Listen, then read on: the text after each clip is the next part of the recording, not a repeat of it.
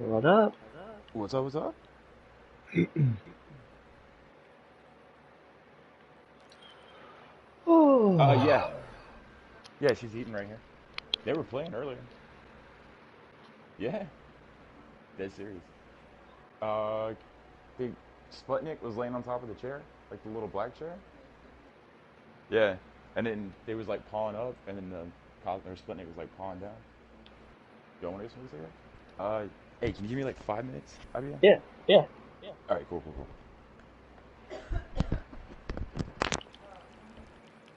Yeah, I know, I know. I told her I was gonna look for the.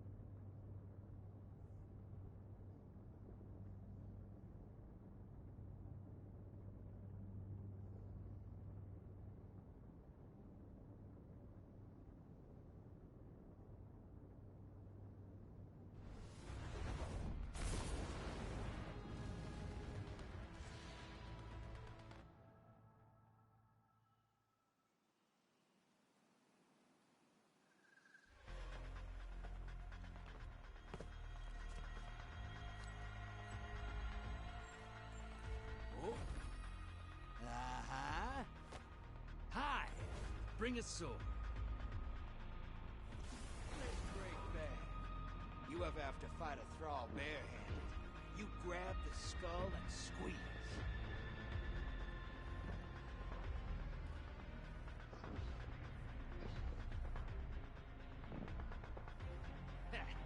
Ready to drop?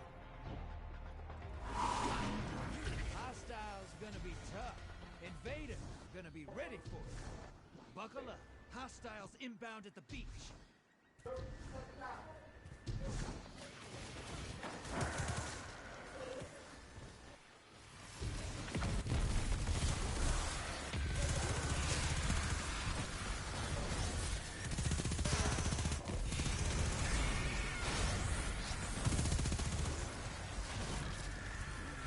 Hostiles at the trees.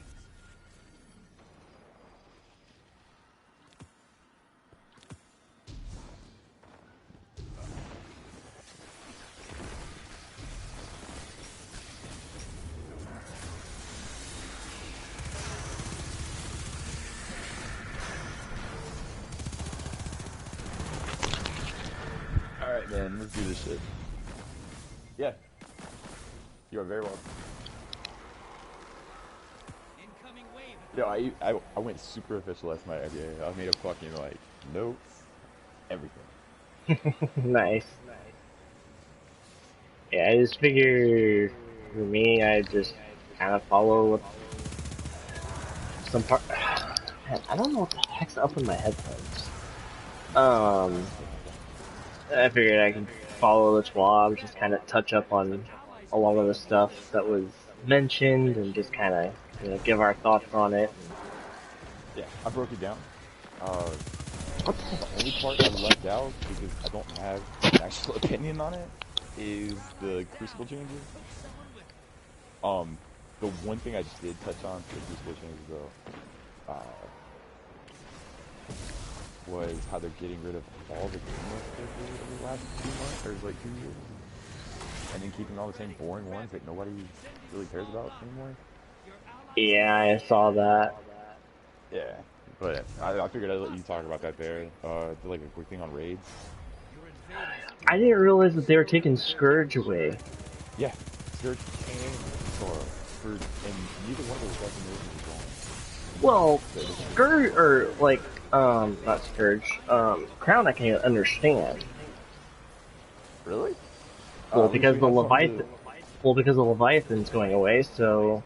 Oh shit, you're right. Okay, I didn't take that out then. But the fact that Scourge is still on EDZ and being taken away, like I get it, Yeah. but at the same time, it's like the zone is still available, so why exactly would you get rid of it? Yep, agreed. It's kind of like I forgot that. Yeah, I forgot that. What's called on the side.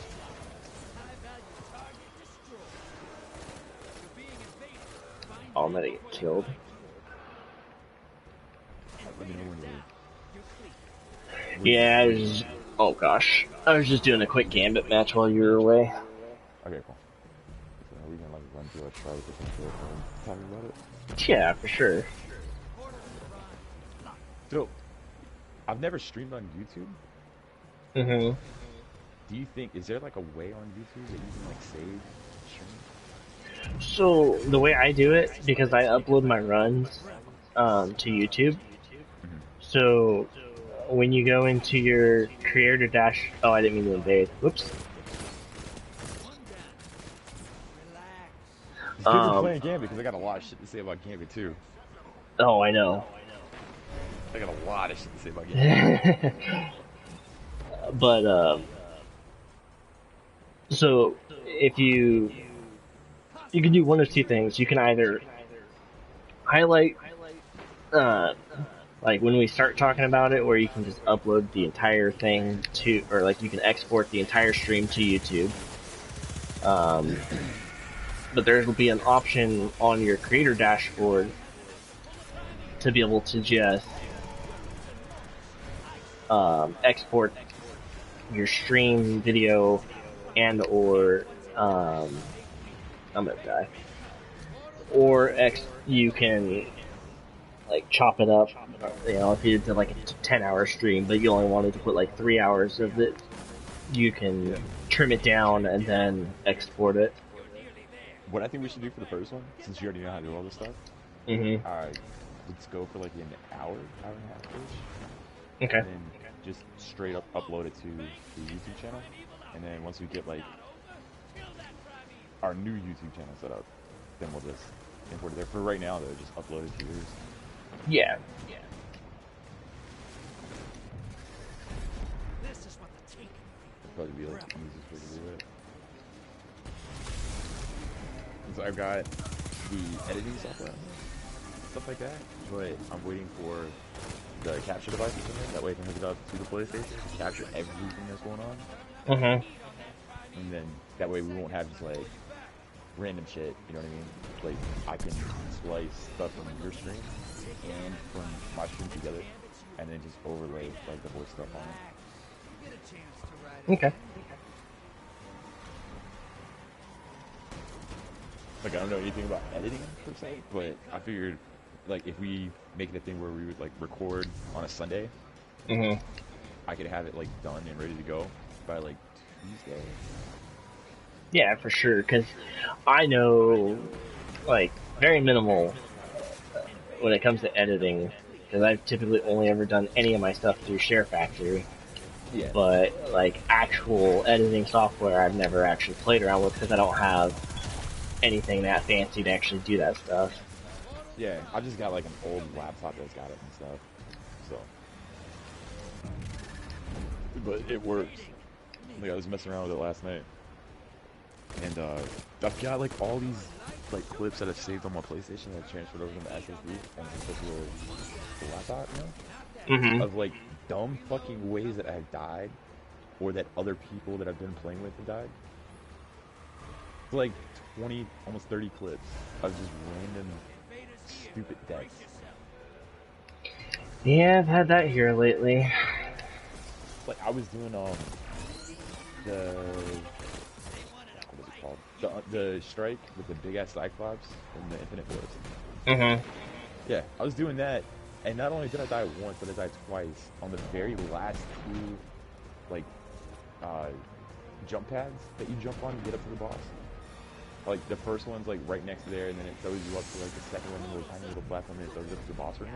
Mm-hmm. Jumped on the very first one, instantly died. Didn't hit me, anything, do I literally just died. Then when I get up to the boss thing, somebody hadn't destroyed the box and it launched me too far. My head clipped the box and I died that way. I've got one where like I was in the arms dealer strike in the very first or second area where you have to like grab the solar charge. Out of nowhere, like 4 enemy ships just pulled out of the ground and up into the air and took me with them and fucking killed me. Yeah, I've seen that happen a few times. Yeah, it's so stupid, man. I've had another one where this is like my favorite one. Me and this dude were jumping up to a ledge at the same time, and I was like, my plan before I even like got up there, and then I'm gonna like take care of everything around me. The dude somehow managed to jump under me, like directly under me. So when I popped my well, it just shot him straight down to the ground and killed him. This is pretty fucking good. Okay. You can join. Oh no, you can't. Now you can join me. Okay.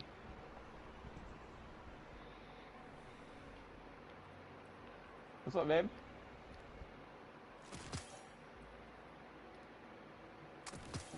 Hey, I'm gonna do a podcast here like an hour and a half ago.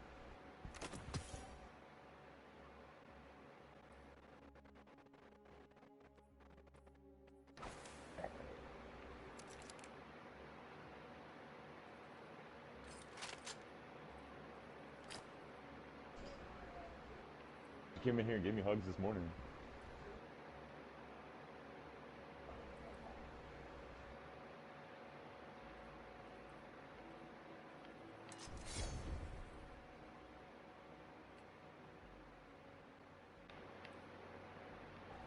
Alright.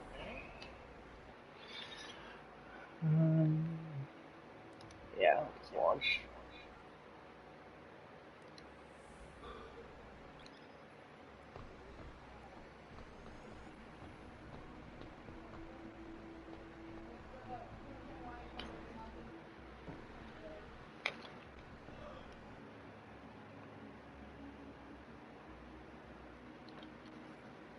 So I hit strikes first, and then I went Gambit, Crucible changes, destinations.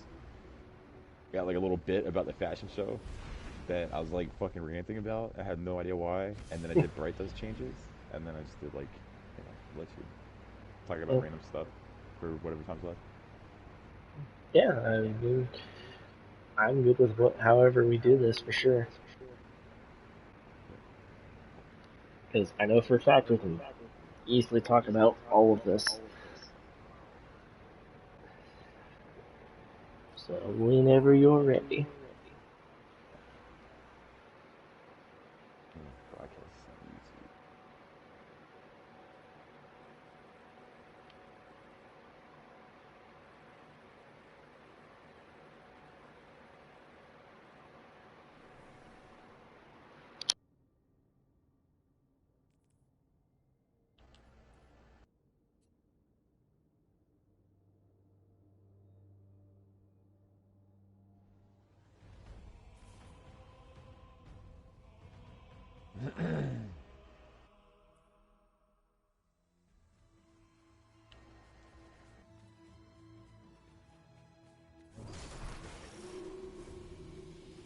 Guardian, I need your assistance in the forest.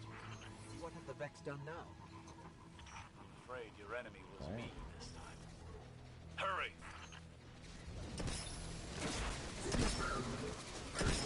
You already streamed, right?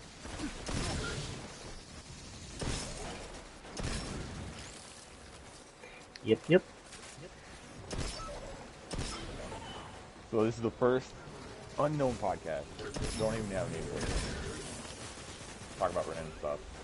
Today we're gonna talk about football. This week's vlog was pretty boring, but really informative. They talked about the DCD, how things are gonna work from November. A lot of stuff doesn't make sense. A lot of stuff doesn't make sense.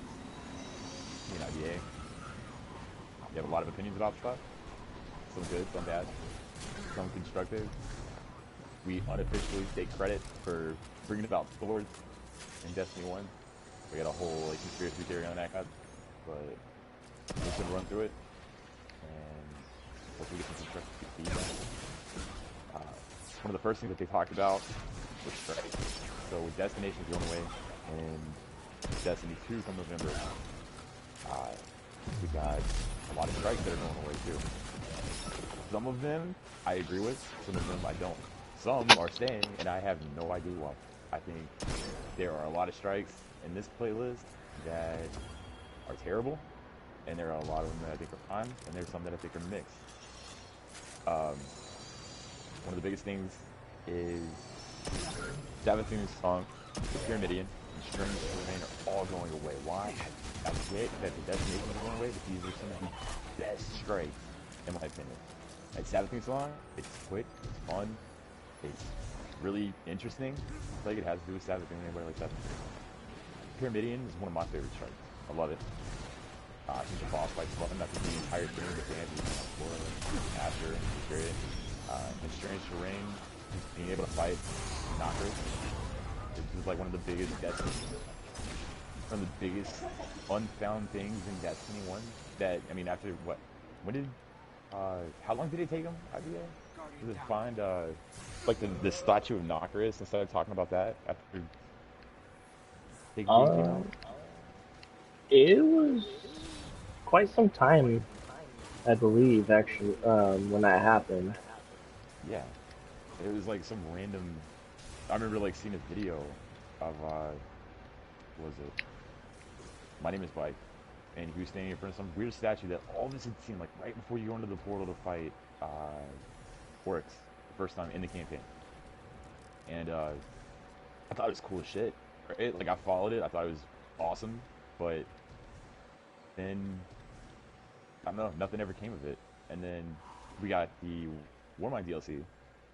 And all of a sudden, Nocris is back, which is hype, and they tied in a worm god to him, which is also awesome, but it was just terribly, terribly done. But the strike where you fight Nocris is actually pretty fun. I thought it was cool. I don't know if it's like one of your favorite ones, but it was definitely nice because it was on the shorter end of doing strikes. Yeah, and it had mechanics. A lot of strikes don't really have like boss fight mechanics. They have immune phases, but not like mechanics to it, you know. And like they had mechanics starting from the beginning of the fight. It's kind of like you know, a lot of raids and stuff. Like they'll introduce like one mechanic that'll carry over, and it'll go on to the next fight, and then you'll learn a new mechanic. And when you get to the final fight, it's all the mechanics put together. And that strike had that same kind of appeal to it. I wish more strikes had it like that, you know. But that's going away. But strikes like Exodus, what is it called? Exodus Black, where you go into like Exodus Crash. Exodus Crash. Yeah, that's staying for some reason. I get Nessus isn't going anywhere, but I think it's unanimous that people hate that strike. I think a lot of it just has to do with just the way it's designed. Like it was, boss fight? yeah, mostly the boss fight. Well, and kind of like the intermediate portion too, where you gotta stand on the plate for a while where Ghost does his thing, and so it's basically like everything wrong, like everything people complain about with Destiny and like its content. Like, oh hey, go to this place, kill these guys, stand on the plate, guard the plate, wave after wave after wave. Oh my god, immunity phase boss fight. You know what I mean? Like, yeah, I think that is the problem. And I know they've taken it away before, right? And they did for the most part. They were like, all right, we understand that this is pretty boring, going from point A to point B, defend this point. But then they kind of went back to it. Yeah, that's what I was gonna say. Like, I don't remember any like. I remember like the boss immunity phases being less, and I think like the most you can do is 3 or some shit. But it doesn't feel any different. It feels the same. Hollow Lair was definitely a problem. Yes. That was probably the dumbest work as far as immunity phases went. Just because you can melt really fast, but then he would just be immune. And a lot of times his little tether mechanic would be jacked up too. Oh, especially if it was the one where you can't like stun him, and you can't even like break the one iron. They want you to do. Yeah, iron. It completely makes it irrelevant. And I'm not sure if I remember right, but I'm pretty sure that there was a week or a day where iron and blackout got put in the same one, and that's just terrible, man. I think getting rid of strikes that people don't like could be a solution to the problem, but at the same time, I think strikes just in general are boring, man. There's no specific loot. There's no interesting modifiers. There's, you know, you get a positive and a negative modifier now, and they're boring. I think there's, like, you get heavyweight, brawler, grenader. That's it. Well, and the other part to add on to what you just mentioned is, like, right now with the heroic strikes, you already know, like, okay, when heavyweight's on, iron's on. Yep. Like, there's no mix and match of the positive and negative perks. It's, you know, when this one is on, you know for a fact that the other one is this, if you play the strikes enough. Yeah, exactly. And there's only like 3 combinations that you can get, and then, you know, across it changes every day, and then that's it. Like, a lot of people, they won't even play strikes until heavyweight's on. You know, or they won't. It just, I don't know, man. I just think I don't think getting rid of strikes is the right call. I think changing the way strikes run and what you get from strikes is probably better. As of right now, I feel like all it is people slug through 3 of them a week just to get their powerful, and that's it. And then they're done. There's nothing to gain from it. Like me, I found out that, you know, on the emblems and stuff, you can get like prestige trackers, and one of them was flawless strikes. And for me, dude, that actually made strikes like a lot of fun, right? Like, I started going through and trying to like flawless every one of them. When I got bored, you know, I would like change my date settings back so I could do it solo and try to get like a solo flawless strike just to get that little thing on my emblem. But that's self-made. Most people don't give a shit about that, so they're not gonna do it. They're not gonna find the same enjoyment. Like me and you, like we played Destiny through the worst of Destiny's history. Oh And gosh, yeah. every day, you know what I mean? Like it stuff like that doesn't bother me, but I'm me and you are probably one of the 1% of Destiny. Like for me personally, I played through the entire season of the Drifter solo, right? 'Cause nobody else wanted to play, and even that couldn't like break mine. And I know you love Gambit. Like you Yeah, love, I love Gambit to the yeah, point where I'm like up there for regular Gambit. exactly. Yeah, it's so yeah. Like, no matter what change, I think it's kind of funny. Like the idea, like this whole entire podcast, and us talking about changes and like saying, hey, this is good, hey, this is bad. In reality, it really doesn't matter because we're gonna keep playing. But at the same time, like I feel like some stuff needs to be said, some stuff. But since we're talking about Gambit, um, Gambit change. And I know you probably got a lot of stuff to say about this, right? So,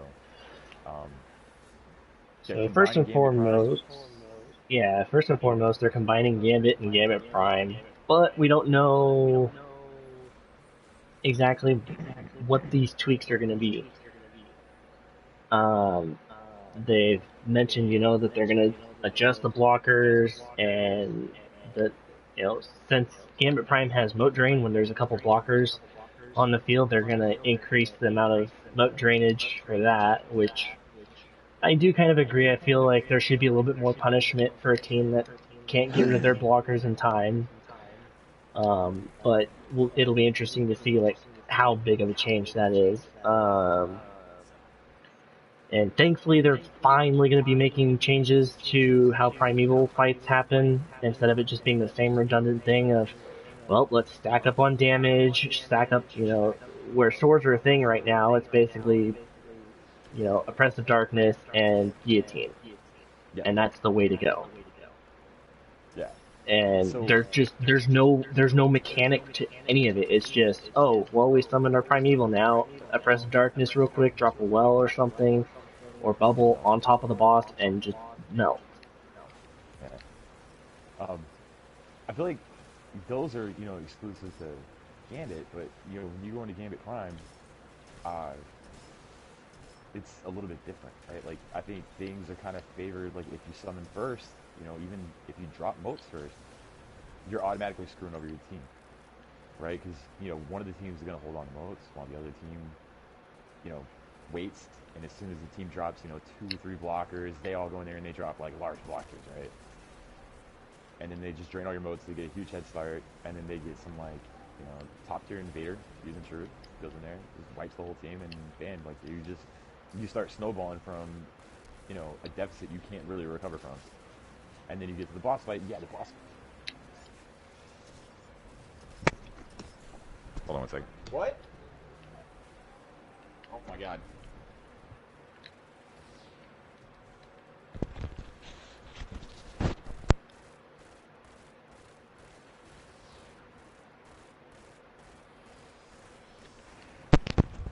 Um, but Gambit Prime to me is, it's so easy for a team to get further behind than they should be, and it's harder for that team to get back. And I don't want catch-up mechanics, right?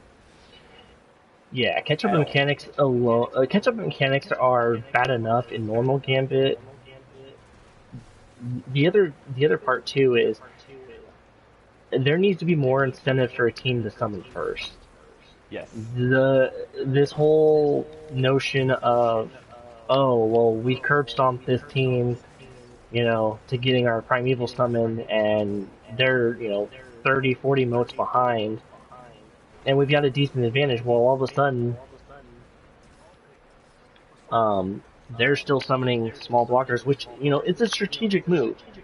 But then you start getting snowballed by a boatload of blockers because they've got free reign on dumping moats and summoning blockers. And while it is the team that summoned first to be able to kind of handle those blockers, it kind of is it's a cheap tactic. Yeah. And it just, I don't know, it's one of those things where it's like still a catch-up mechanic, it feels. And then, we go back to the whole thing again of oppressive darkness and all this other stuff where a team is running Gambit like pretty much normal. And they get penalized because they had a huge advantage and couldn't quite capitalize. Yeah, agreed. Uh, I think another thing is that I don't think Bungie. I think Bungie has an idea, or the people that are in charge of Gambit. They have an idea of how they want the game to be played, and what they're not recognizing is that the community. They're obviously going to find a way to either one, circumvent mechanics, two, um, find different ways and different strategies to deal with the pre-match part, which is like catch, or, getting motes and summoning blockers and stuff like that, and then the actual boss fight itself. And when that happens, Bungie either doesn't like it or they lean into it too far, right? I know at one point they tweaked, especially in Gambit Prime. Like, I think they've got something, right? Like, I think Gambit is fun and chill, but it takes too long.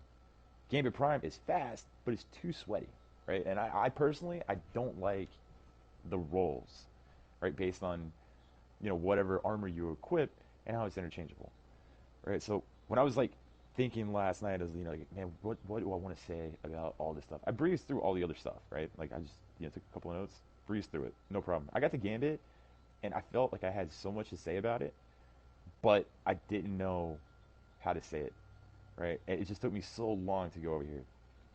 So my biggest thing, and I know we both spent hours and hours, dude, like not arguing, but like complaining about this all the time.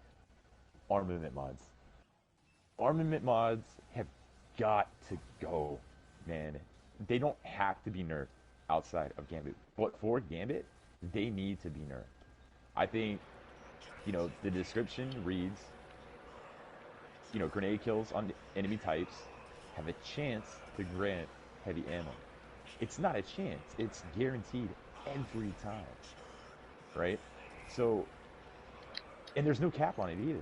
Like, if you're an invader, right? You're a good invader, right? What's the first thing you do? You go find, enemy types that match your grenades. You switch your mods around. You go in there. You throw a grenade at their face. You get heavy ammo, and then you stock up, stock up, stock up. You go in. You invade. You get easy kills. Done, right?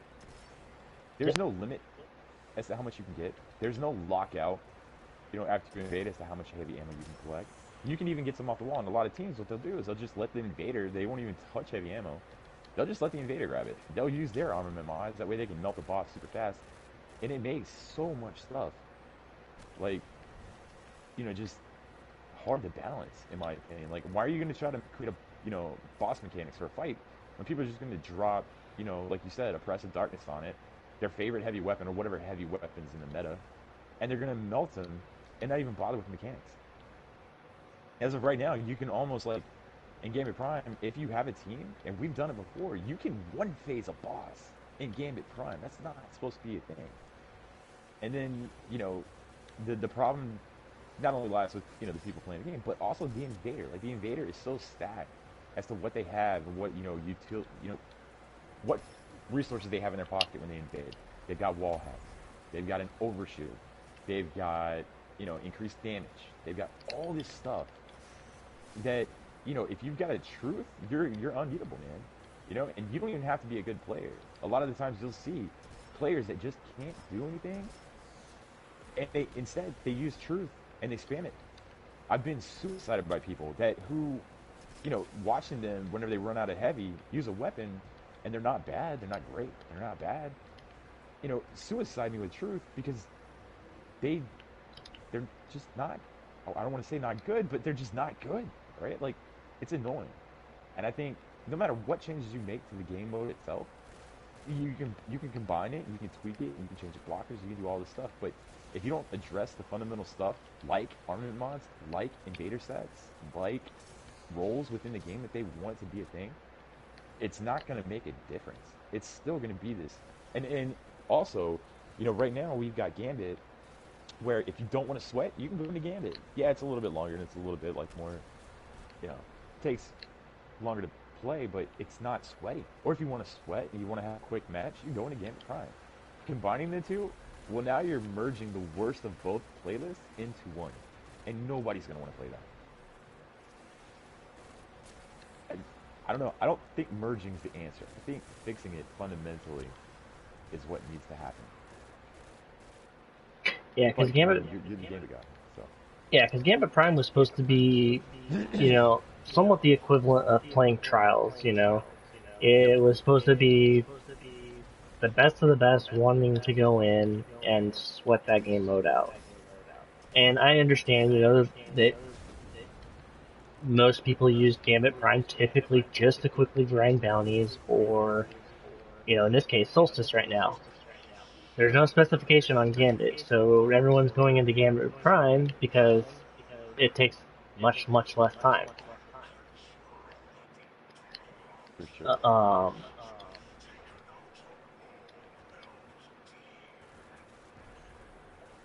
And the other thing I kind of feel is, you know, again, going back to the whole heavy situation, is I just, ever since, like, Xenophage and Truth, and especially, mostly those two weapons in particular, a lot of people don't really try and engage in actual gunfights. They go straight to their heavy first instinct, like even if they're on top of the player,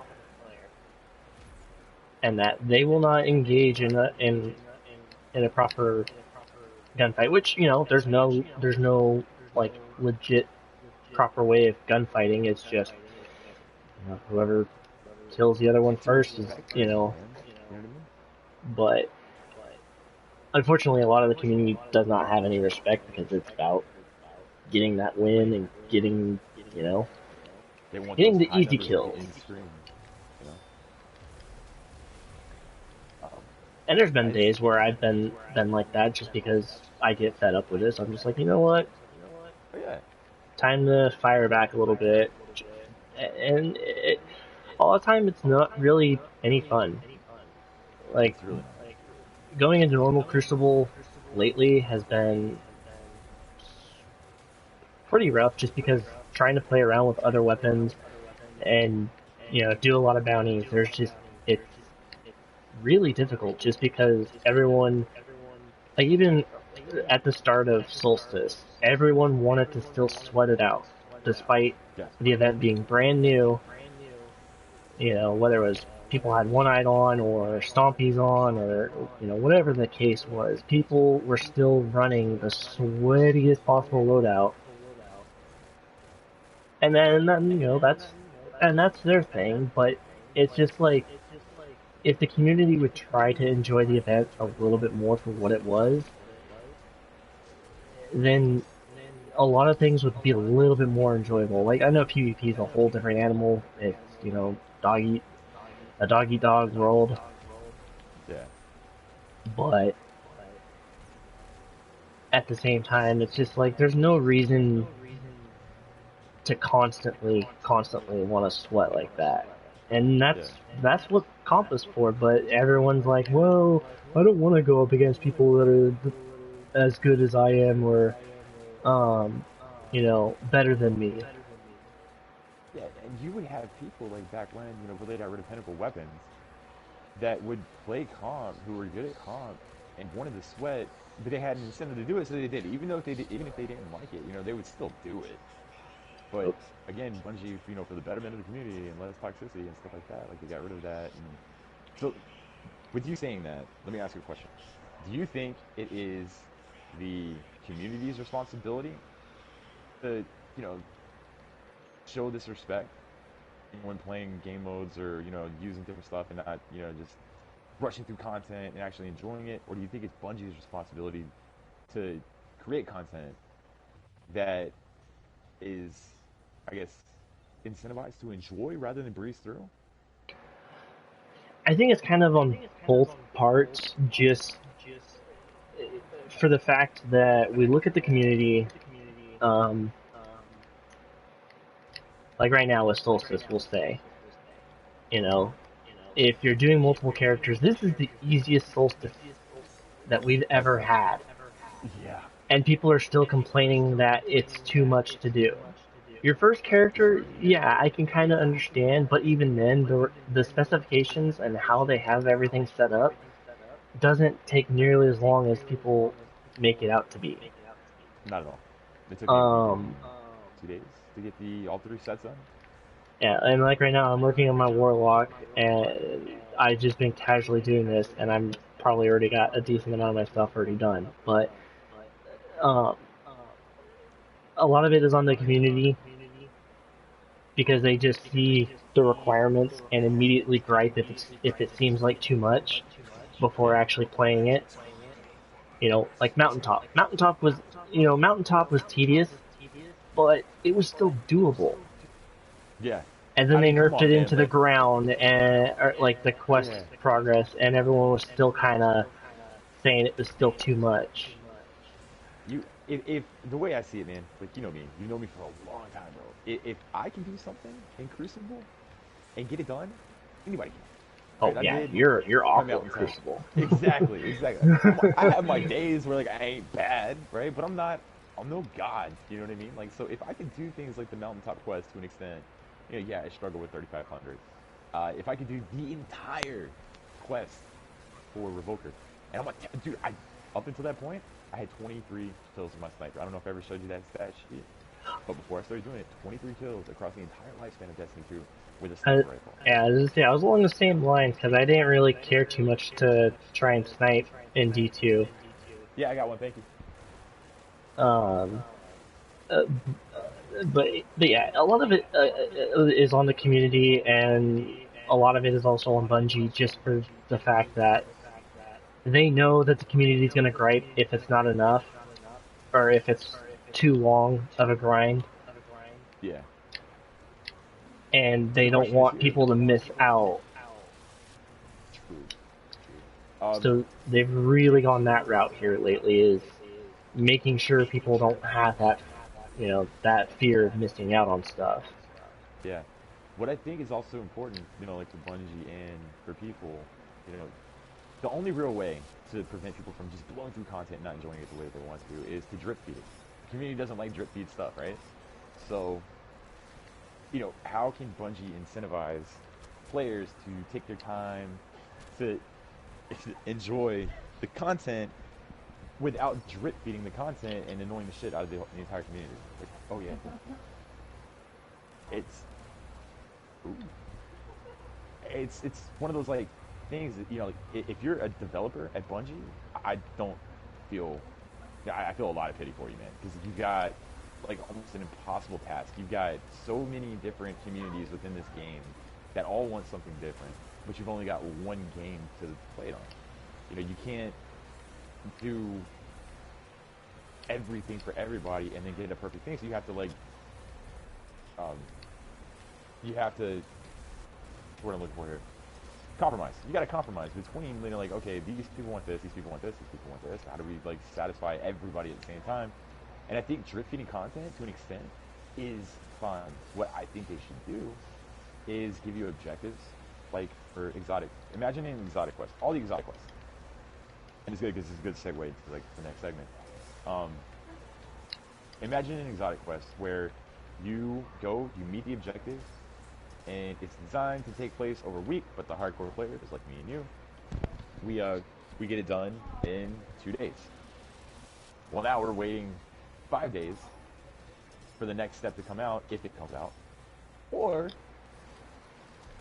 today they give you some side objectives, like it's a fallen-based quest. Hey, go in the solar system. This is optional. You don't have to do it.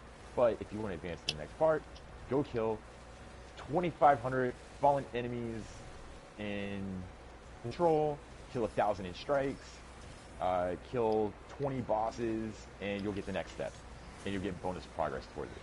And then for doing that, not only do you get to unlock it, but you get the option to like a really cool cosmetic or a really cool gun effect or something like that.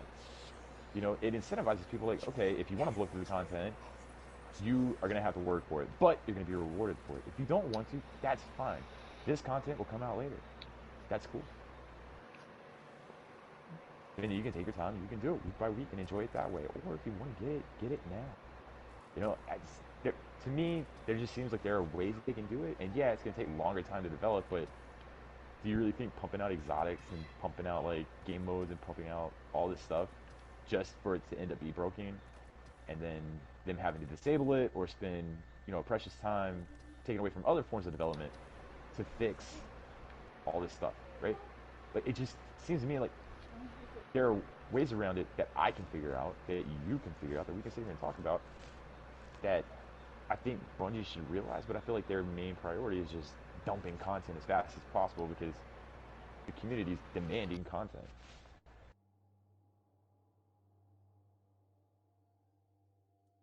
Up here. I don't know. I just think that there's like ways around it.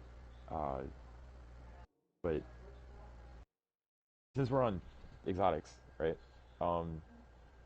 There's some stuff that I read, and it took me a while to like go through it and examine everything and blah blah blah blah blah, right? Since destinations are going away, associated quests with destinations are going away, which means that a lot of the really, really, really, really, really good exotics, for example, Last Word, Bad Juju, Thorn, Izanagi, Acurus, Sleeper, Mida, these are weapons that are consistently part of every meta as the meta changes. These are really, really good weapons, man. So, like, if Bungie has now made Destiny a free-to-play platform, new players are coming and going all the time, right?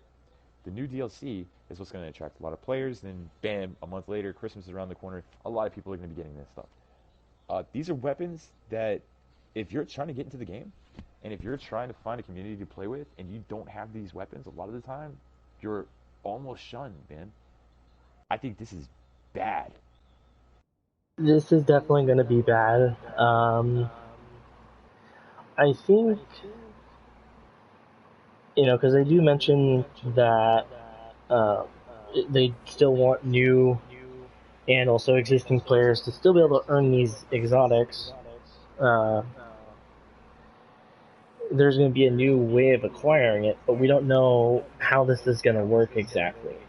There hasn't really been any much more on it yet, obviously, because we're still 3 months out from Beyond Light. Yeah. And so we don't know exactly how this memorial kiosk is going to work.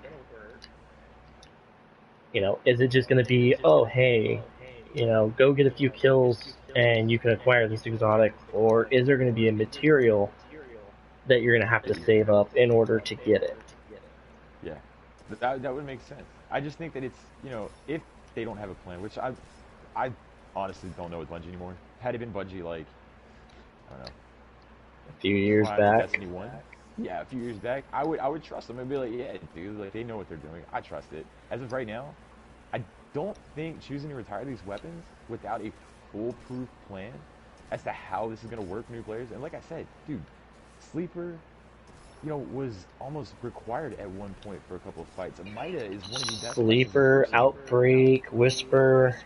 Yeah, these are things that, like, day one raids, man, that they're, choosing to make a thing, like contest modes and stuff.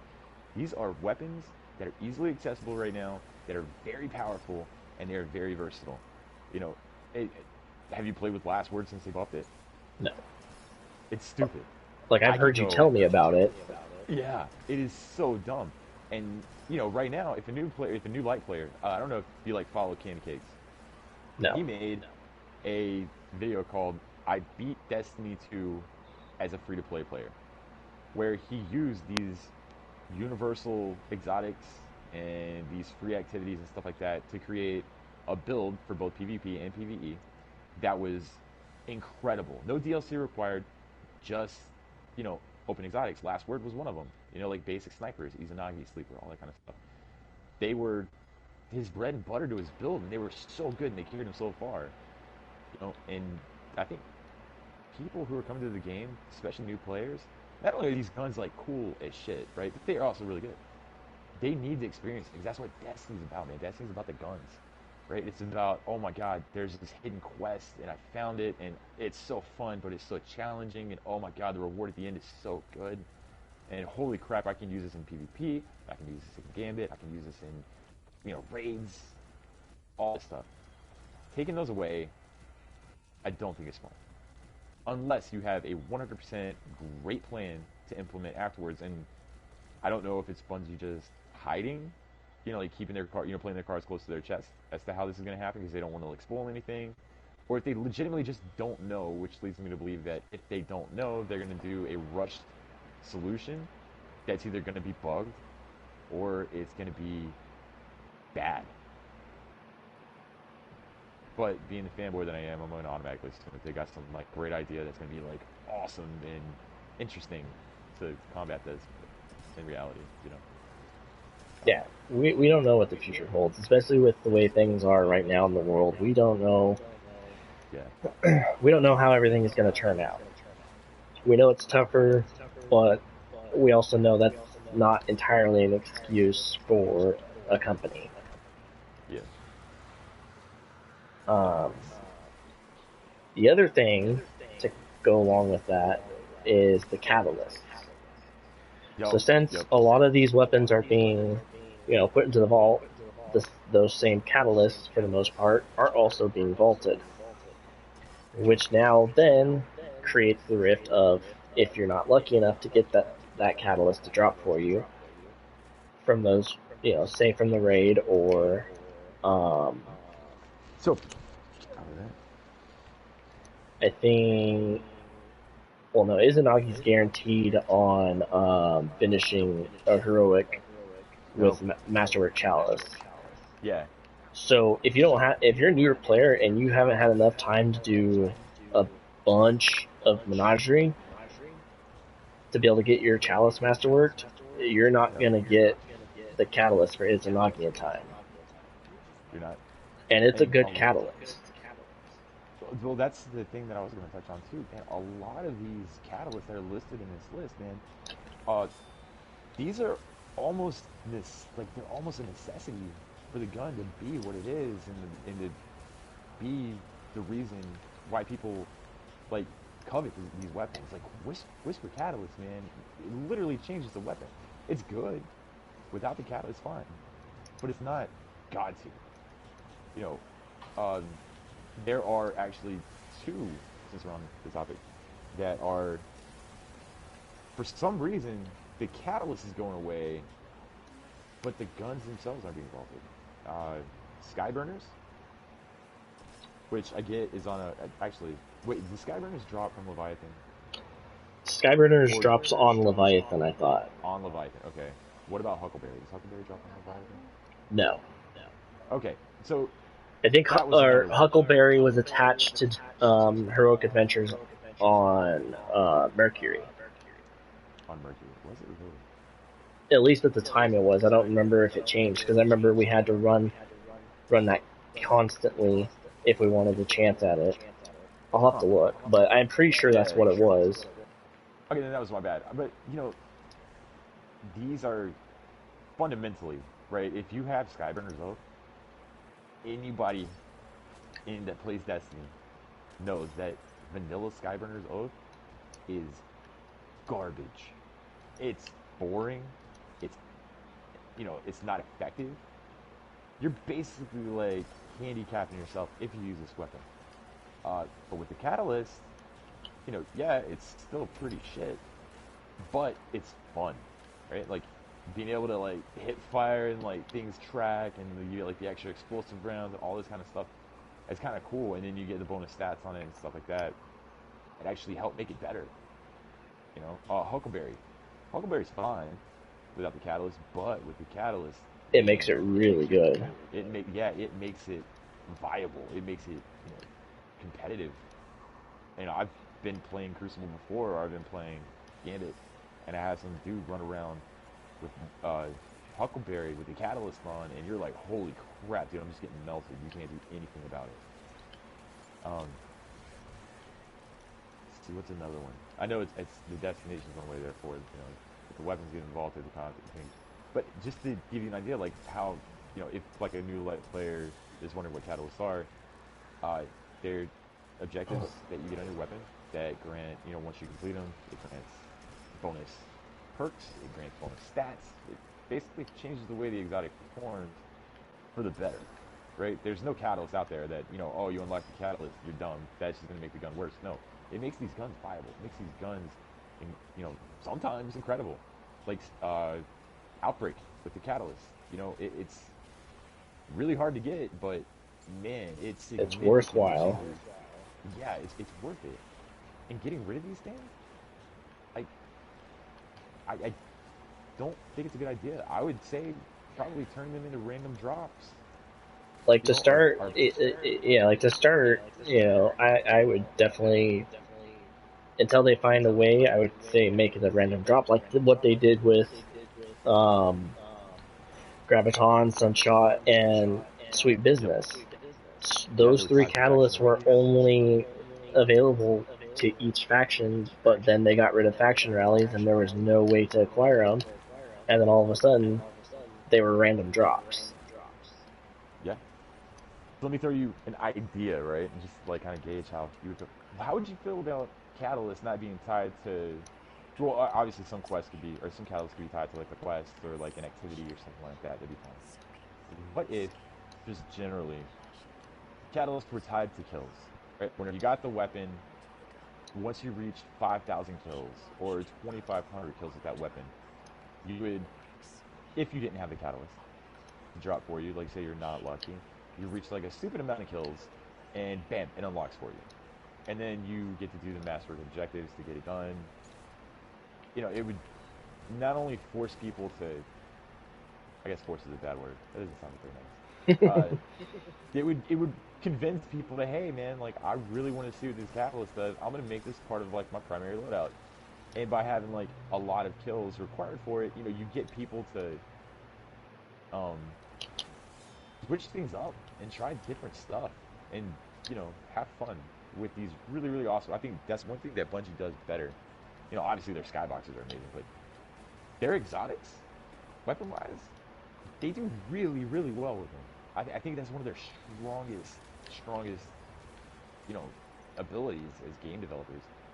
Their weapons hmm and you know having those weapons be a random drop and then you just have to do the same boring activities to um, get catalyst to drop. It's kind of dumb, man.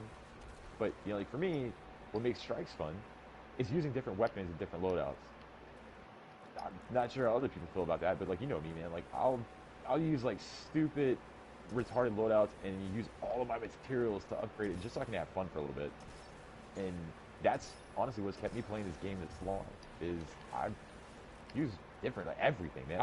The other day I went through and I had to get arc weapon kills for my Solstice armor, and I was pulling out auto rifles and hand cannons and fusion rifles that I've never used, bro. That were like sitting in my vault at 750, you know, that I've had forever, and it hmm was probably the most fun I've ever had in Crucible, to be honest.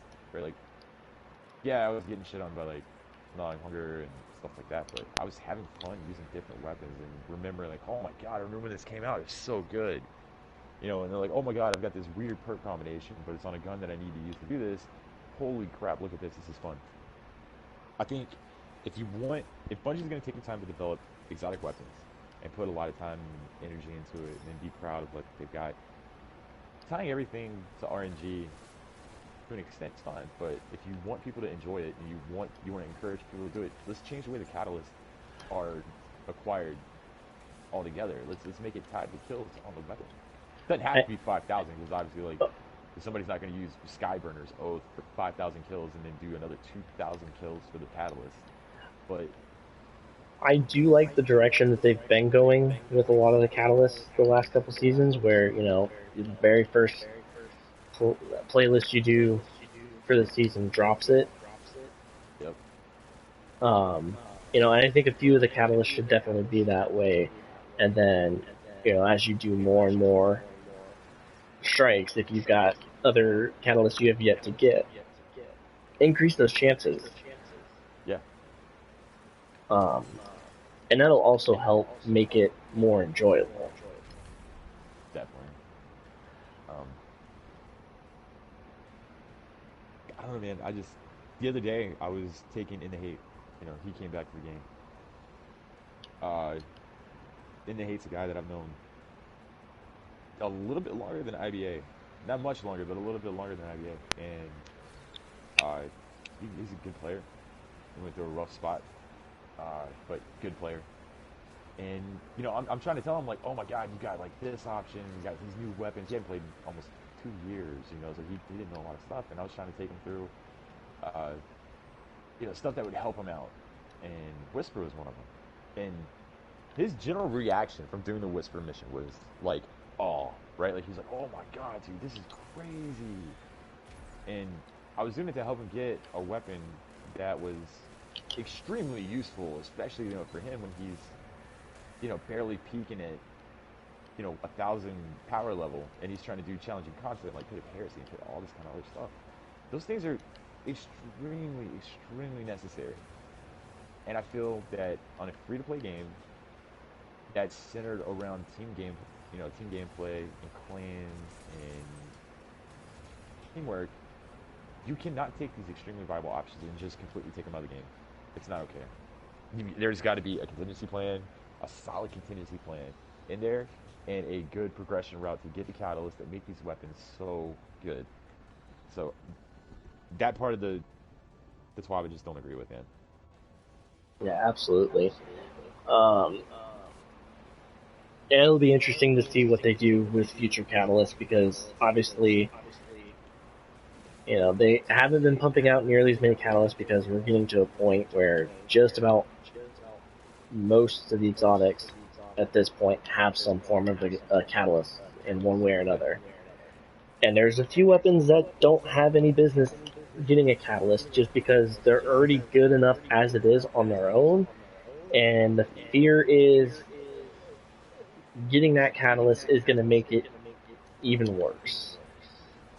Every single DLC, what is the first thing that I do catalyst-wise out of fear that it's actually going to happen? The line rifle. Say what? We're not in Parish. Lincoln? Yeah. I always forget the name of it, man, but it's the Void Trace Rifle. Oh, Wave Splitter. Wave Splitter. I am terrified of that catalyst, man. I am legitimately terrified of that catalyst. Yeah, that's a weapon for sure that is definitely terrifying at the thought of that gun getting a catalyst, just because it's good already as it is, especially in PvP on its own. Yeah. And you factor that in with like a Titan running one-eyed. Yep. And it's even worse. Oh yeah. And now you have like the high-powered, like the charged mods that grant like increased damage. Just holy crap, bro. Mm-hmm. You go watch some of I guess a big thing that what is it? Frostbolt is doing now is he's going through and he's finding like really crap weapons and then using a charge with light build, and they just wreck to the point where I'll go play Crucible or something the next day, and there are tons of people using it and just like wrecking people. Like it's scary stuff, but I want to see every gun get a catalyst at some point. What next season, if you could make a wish list for Bungie, right? What would be one catalyst you would want more than anything else out there?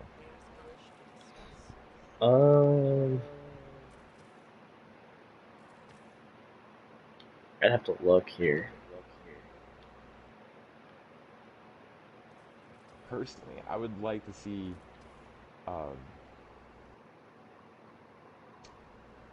this is a hard one. I would like to see Last Word get a catalyst.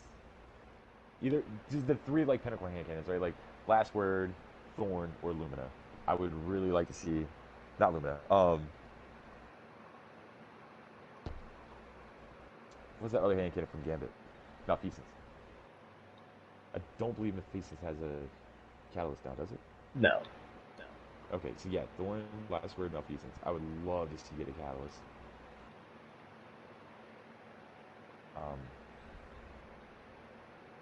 I kind of don't think heavies really need a catalyst.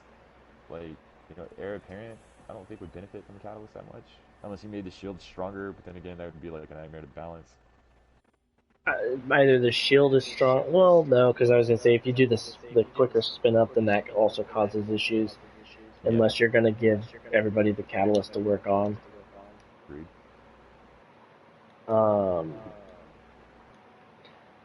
Because I mean, there are not a whole bunch of heavies that have one. You know, people have been asking for Thousand Voices to get one. I don't think Thousand Voices really needs one, unless you're gonna give it more ammo. But even then, that's kind of a stretch. Yeah, that would be. Has Thousand Voices really held a place in the meta outside of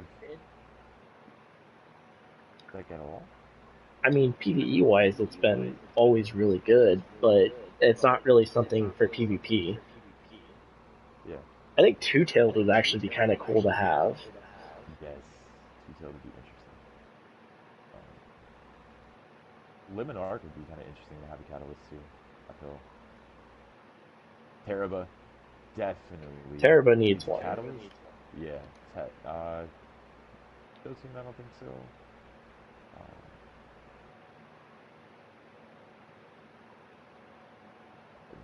I don't think.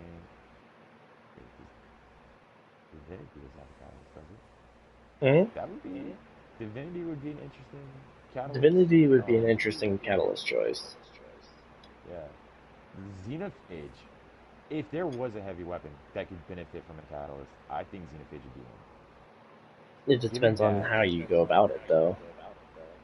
I think slightly increasing stability and rate of fire would just make that gun shine. You know what I mean? I don't think it would make it too overpowered. I think it would make it, you know,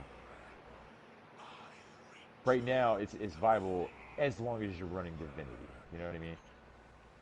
But by itself, outside of like certain things, it's just, you know, I don't know, man. I like it, and I know that it has like a huge amount of potential, and like I know like all the time, like, you know, we use some raids and stuff like that. I always meme with it, right? Like, you know, me, Chung, and you and Suplice would be running a raid, and with two other random people, and the first thing Chung would do is like check to make sure I didn't have Xenophage on, which I had Xenophage on. You know what I mean? Like, it's a fun weapon, and now that it's got a place, I love it. But I don't know, give it a catalyst, man, some stability. Give it tap the trigger. You know what I mean? Tap the trigger would be great on that thing. But I don't know. That's just me. So you're the Crucible guy between the two of us. How do you feel about the experimental game modes that, to me, like as a non-Crucible player, are a lot of fun? How do you feel about them getting rid of those and then keeping the same game modes that we've had forever, with no changes to the core activity? Like, how does I feel like Scorched and Momentum Control, I know, is going away temporarily because they're probably going to be working on those two a little bit more. I feel doubles should at least, for the most part, stick around because it's kind of nice because it's a small game, although it's extremely sweaty for it only being doubles. But like Supremacy is pretty fun. It just, a lot of people don't really play the objective, so it's mostly just Clash. Yeah.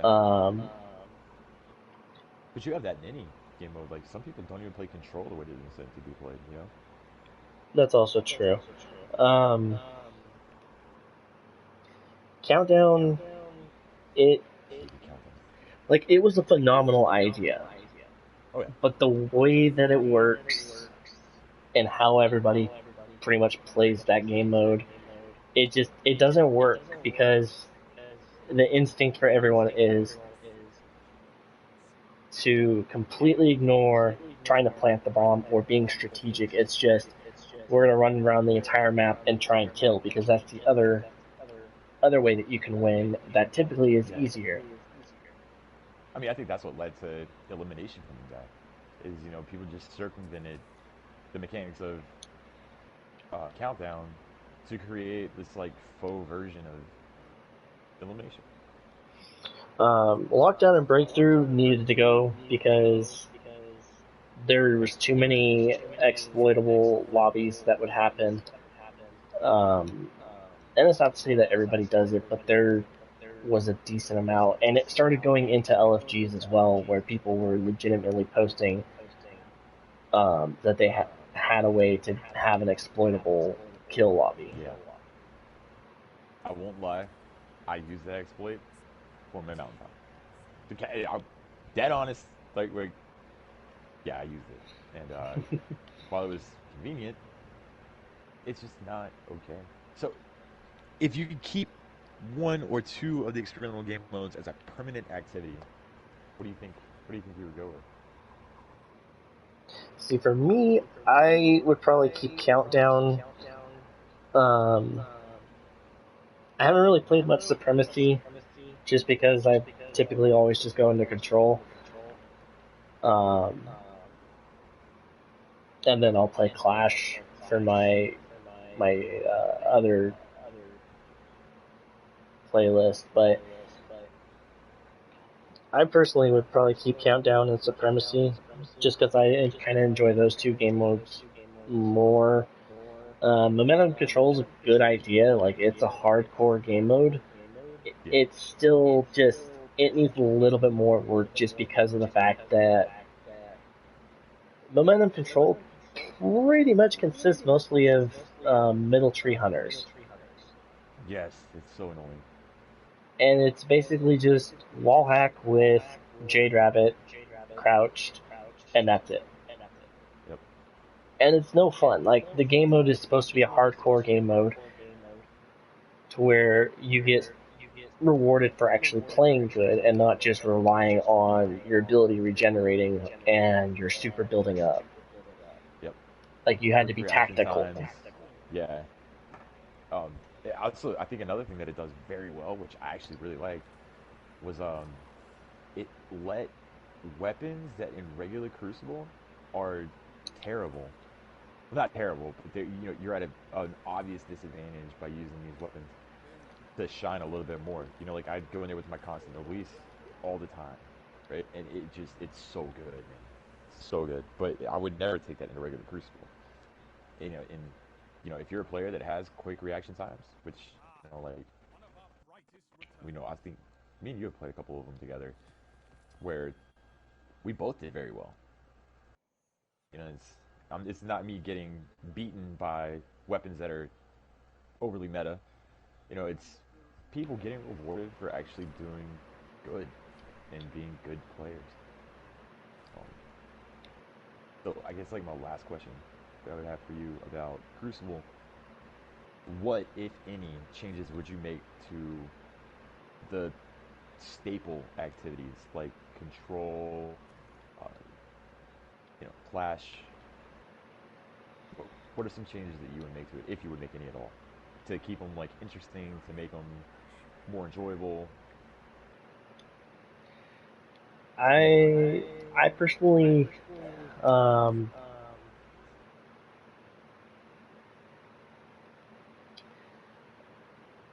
and I mean, it kind of goes to say with all of Crucible, but I feel like spawn points need to be a little bit more consistent, especially in Control, because it's where everything is sixes, and originally these maps were designed for fours, and then we decided to change the game mode to sixes to get more action and chaos, which is great, but there's no good structure, just because of the fact that the spawn points get easily jacked up.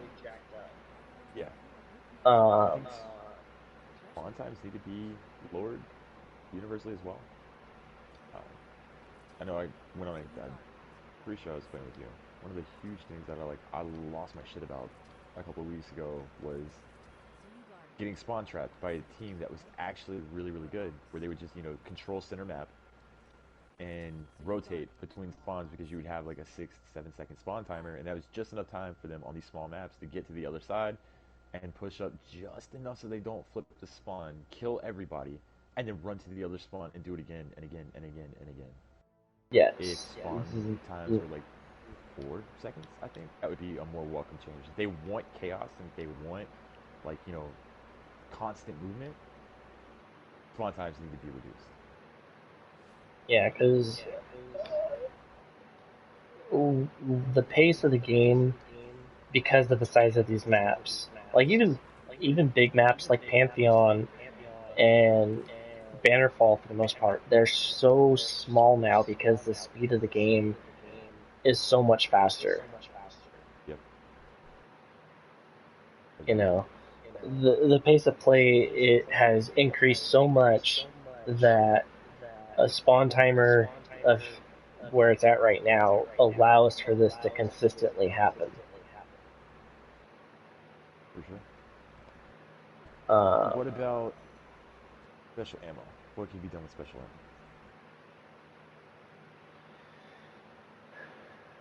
it's really tough to say because even in D1, after they had fixed the ammo economy to where if you died, you had no ammo until you picked up more or you got some off of somebody that had it. Which, of course, in that time, everybody had a special weapon. Yeah. I know for a long time they just go to like sidearms. The sidearms are special on the circuit Mm-hmm. I think with the special ammo economy where it's at, it needs adjusting because pretty much everybody that relies on a special weapon um, is running a special ammo scavenger, or they've got another perk that solely focuses on their special weapon, and it's too much. Like for a gun, say like with Revoker right now, even in normal PvP, once these weapons are sunset, they're still going to be around in normal PvP. Yeah. But the problem is they get one kill and they're running a scavenger perk. They're getting extra ammo for that one kill if that person had a special weapon on them. And then all of a sudden, they've got free reign to pretty much do whatever with whatever they want. Yeah. And you played with me before. It gets to the point where I stopped using special weapons altogether. That way, when I die from one, I'm not giving them ammo. You know, and I've seen other players do the same thing. I think it needs to go back to the crates, man. I know that was not like a popular thing for a lot of the hardcore players because they need that utility to deal with supers and other shit. I get it, but I think at this point it's gotten to the, you know, to where why would you have something that's completely broken and then find a solution for it that generally worked for everybody, and then you would just revert back to the same problem, but then do nothing about it, and then also introduce, like you said, the scavenger perks. It's just, I don't know, man. It special ammo is the one thing in Crucible that makes me not enjoy Crucible. So I don't know, like I said at the beginning, you know, you're the PvP guy. That's you have more knowledge about this than I do, but I just as a regular player and someone who occasionally plays PvP, I don't know, man. It's got to change. Like I see it too much, especially where shotguns are, especially. You get the advantage on them, and it just doesn't matter most of the time. Um, I just feel like special ammo gets spammed a little bit too much instead of being used the way that it was intended to be, more situational because it was more precious. But now it's not really precious anymore. It drops so much that you can pretty much play an entire game using nothing but that special weapon. Exactly. That's my biggest problem right now with Crucible is just the special ammo. And not to say that we need to go back to where it was, the double primary meta, because that also was no fun. No, that was definitely not fun.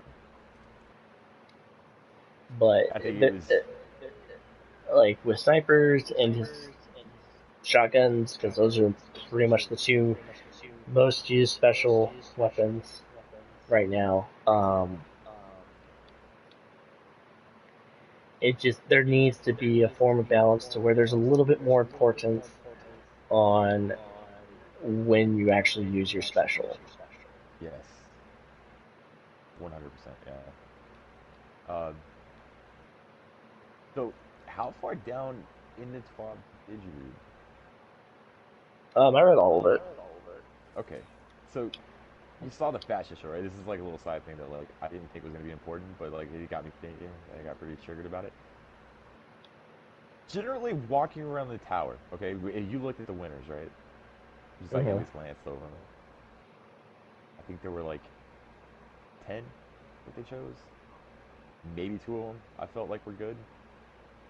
I'm not sure. How were the winners chosen? Was it like by voting, or was it like Bungie just picking the ones that they liked the most?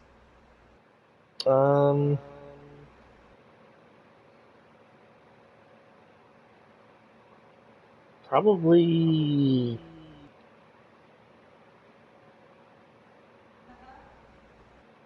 based on Bungie choosing. Okay. I thought that's what it was.